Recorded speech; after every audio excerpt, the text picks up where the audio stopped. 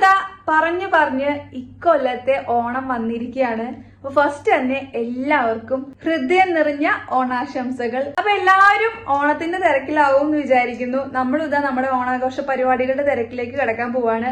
ഇന്ന് നമ്മളുടെ ഉത്രാടപ്പാച്ചിലാണ് കേട്ടോ. പ്രധാനമായും നിങ്ങൾക്ക് എല്ലാവർക്കും ഇതിന്റെ വ്ളോഗ് കാണുന്ന എല്ലാവർക്കും അറിയാം, ഉത്രാടം നമ്മുടെ ആവശ്യ സാധനങ്ങളൊക്കെ മേടിക്കാൻ പോവാണ്. പച്ചക്കറികളും പൂക്കളൊക്കെ മേടിക്കാണ്ട് സദ്യയൊക്കെ ഉണ്ടാക്കാൻ വേണ്ടിയിട്ട്.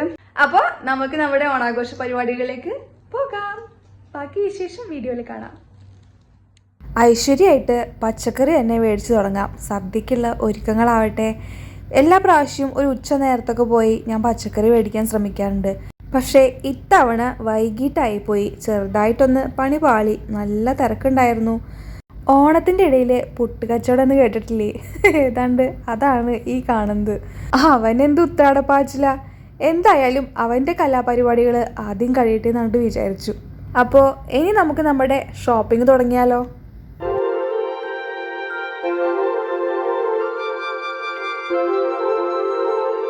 പച്ചക്കറി സാധനങ്ങളൊക്കെ മേടിക്കാൻ ഞാൻ എപ്പോഴും ഓപ്റ്റ് ചെയ്യാറും നെസ്റ്റോ ആണ് കേട്ടോ.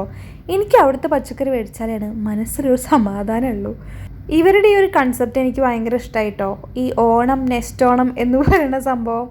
എന്തായാലും നമ്മൾക്ക് വേണ്ട അത്യാവശ്യം സാധനങ്ങളൊക്കെ നെസ്റ്റോന്ന് തന്നെ മേടിച്ചു. ഇനി നമുക്ക് ബാക്കി പരിപാടി നോക്കാം. ഓണാണെങ്കിലും വിഷു ആണെങ്കിലും ഈദാണെങ്കിലും ക്രിസ്മസ് ആണെങ്കിലും എന്തായാലും മോളിലൊക്കെ കയറി ഒന്ന് സമയം കളഞ്ഞില്ല വെച്ചാൽ ഞങ്ങൾക്കൊരു സമാധാനം കിട്ടില്ല. അപ്പോൾ ആ ഒരു പ്രഹസനാണ് നിങ്ങളിപ്പോൾ കണ്ടുകൊണ്ടിരിക്കുന്നത്. ഇനി നമ്മളുടെ മെയിൻ പരിപാടി ബാക്കി കിടക്കാം കേട്ടോ. പൂവ് മേടിക്കാൻ എന്നുള്ള പരിപാടി. പക്ഷേ പൂവ് മേടിക്കാൻ പോയപ്പോഴാണ് എനിക്ക് ആ സത്യാവസ്ഥ മനസ്സിലായത്.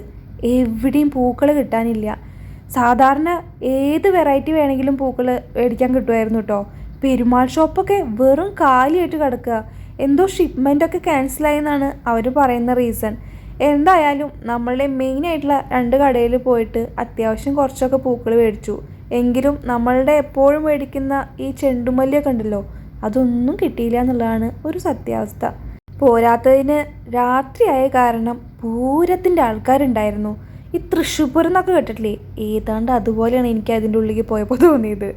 എന്തായാലും അതിൻ്റെ ഇടയിൽ കൂടെ നുഴഞ്ഞു കയറി കുറച്ച് പൂക്കളൊക്കെ മേടിച്ച് അവിടുന്ന് കിട്ടാത്ത പൂക്കൾ മേടിക്കാൻ വേണ്ടിയിട്ട് വേറെ നമ്മളുടെ ഒരു ഷോപ്പ് കൂടി ഉണ്ട്.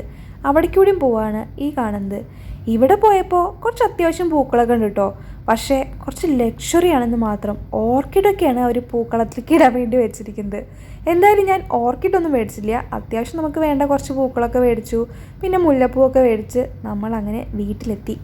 ഇത്തവണത്തെ ഉത്രാടപ്പാച്ചിൽ ശരിക്കൊരു പാച്ചിലായി പോയിട്ടോ. ഈ പൂക്കളൊക്കെ കിട്ടാനുള്ള കുറച്ച് ക്ഷാമം കാരണം കുറച്ചധികം ഞങ്ങൾ പായേണ്ടി വന്നു. എന്തായാലും അത്യാവശ്യം ചെറിയൊരു പൂക്കളിടാനുള്ള പൂക്കളൊക്കെ നമ്മൾ സംഘടിപ്പിച്ചിട്ടുണ്ട്. ഇനി നമുക്ക് ഇതിൻ്റെ കലാപരിപാടികൾ രാത്രി തുടങ്ങണം. ഈ വക കലാപരിപാടികളൊക്കെ രുദ്ര ഉറങ്ങിയതിന് ശേഷമാണ് നമുക്ക് ചെയ്യാൻ പറ്റുള്ളൂ. അല്ലെങ്കിൽ ആകെ പ്രശ്നമാവും. കഴിഞ്ഞ തവണ അവൻ്റെ ആദ്യത്തെ ഓണം വളരെ കുഞ്ഞായിരുന്നു. അതുകൊണ്ട് തന്നെ ഈ പൂക്കളൊക്കെ തൊടാൻ അവന് ചെറുതായിട്ടൊരു വിമിഷ്ടമുണ്ടായിരുന്നു കേട്ടോ.